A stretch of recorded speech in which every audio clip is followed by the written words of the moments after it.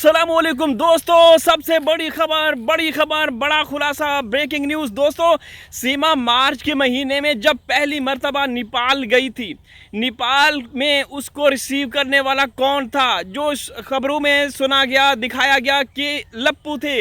दोस्तों अभी बड़ी खबर निकल कर सामने आ रही है, बहुत बड़ा इंकशाफ, एक बड़ा खुलासा है कि AP सिंह ही गए। और यहाँ पे बहुत ऐसी ख़तरनाक और ऐसी घिनौनी साजिशें जो वहाँ पे रचाई गई, वो भी मैं आप लोगों के साथ इस वीडियो के अंदर शेयर करूँगा। दोस्तों इस सीमा के बारे में अब जो खबरें निकल कर सामने आ रही हैं, मोमिन साहब इस तह तक पहुँचने की कोशिश में लगे हुए हैं कि नेपाल में जब सीमा आई उस वक्त उसके साथ बच्चे नहीं थे, तो क्या क्या होता रहा, क्या क्या वहाँ पे किन किन लोगों के साथ सीमा की AP सिंह की मुलाकातें हुई, लप्पू की मुलाकातें हुई।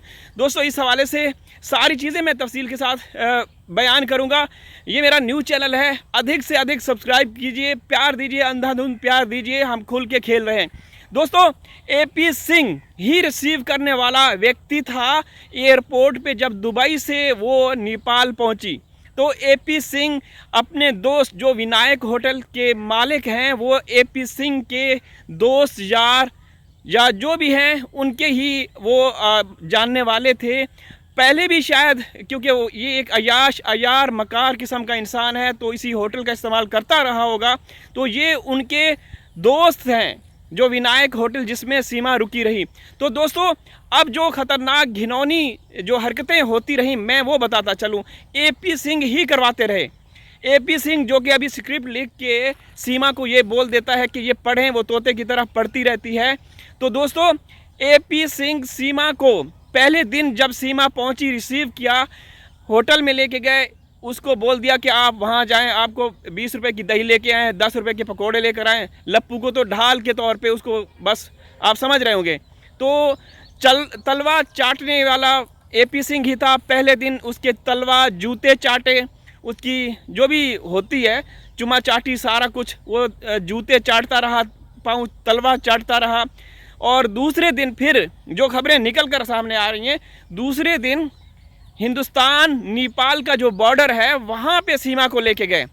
वहाँ पे उसको सारे पॉइंट्स बताए कि कहाँ से किस किस हिसाब से, किस तरीके से आप जब दूसरी बार बच्चों को लेके आओगी तो कैसे कैसे क्रॉस करना है।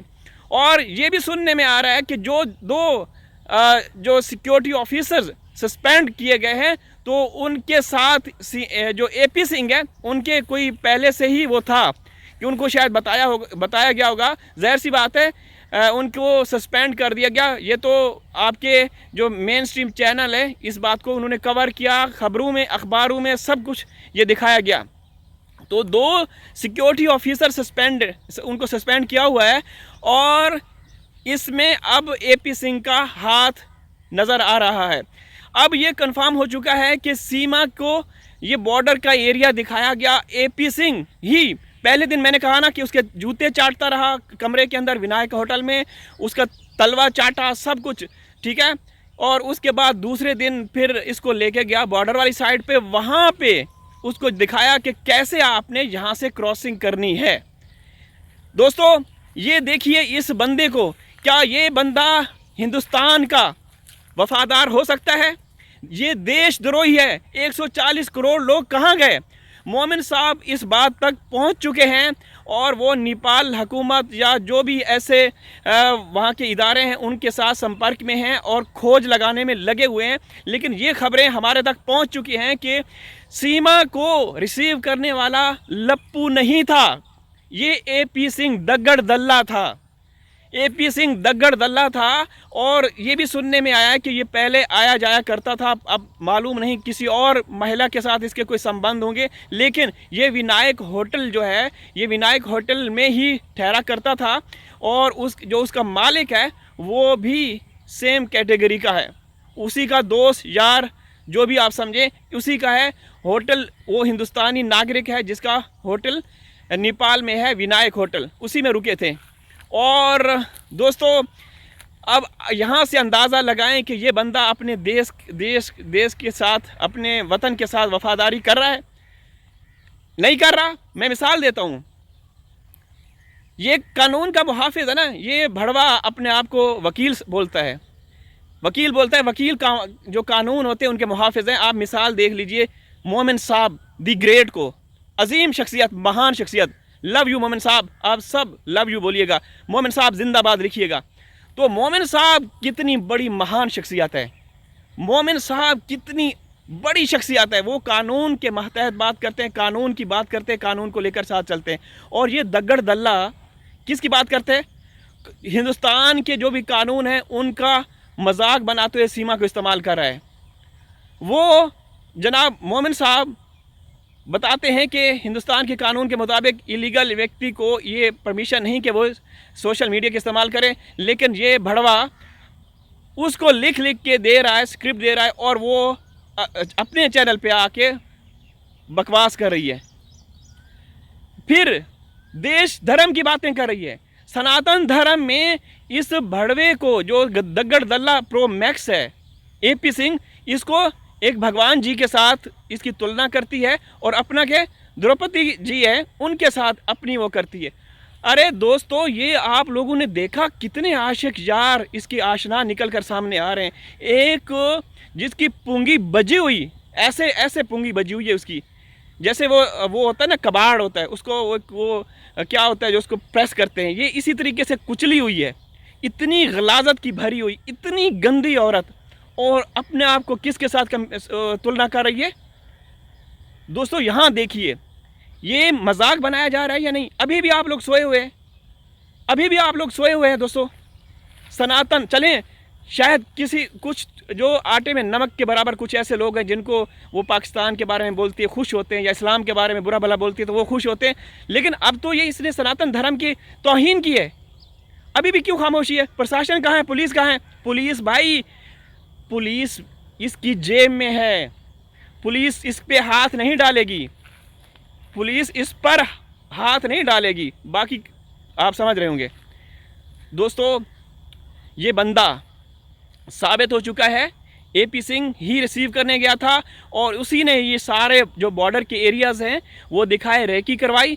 यही बंदा कसूरवार है, गुनाहगार है, यही बंदा वारदाती है, यही बंदा क्रिमिनल है, एपी सिंह।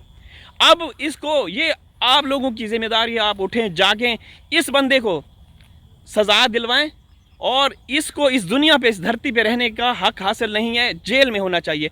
शायद आप गलत समझ रहे होंगे, ठीक है?